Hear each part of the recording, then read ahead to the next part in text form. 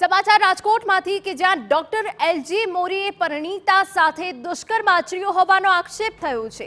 સ્વામિનારાયણ ચોક પાસે આવેલા નયન ક્લિનિકની આ ઘટના બની છે કે જેમાં નોકરીની લાલચે 4 વખત દુષ્કર્મ આચર્યું હોવાનો આક્ષેપ થયો છે।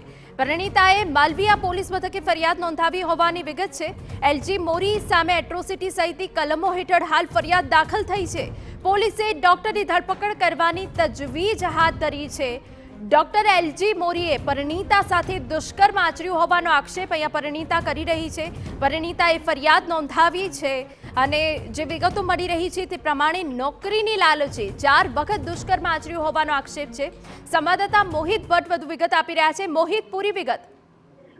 માલવીનગર પોલીસ સ્ટેશન વિસ્તારમાં જે એલજી મોરી નામના એક તબીબ છે તે પોતાનું ક્લિનિક છે તે ચલાવી રહ્યા હતા। દરમિયાન એક જે પરિણીતા છે તેમના દ્વારા આ તબીબ છે તેના વિરુદ્ધ દુષ્કર્મની ફરિયાદ છે તે નોંધવામાં આવી છે।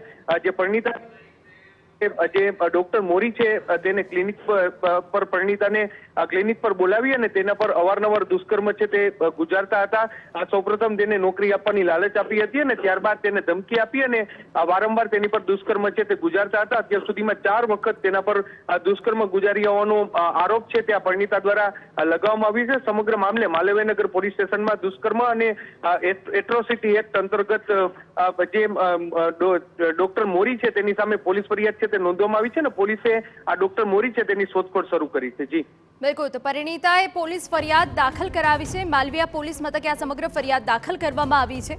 એલજી મોરી સામે એટ્રોસિટી સહિતની કલમો હેઠળ ગુનો દાખલ છે। પોલીસે ડોક્ટરની ધરપકડ કરવાની તજવીજ પણ હાથ ધરી।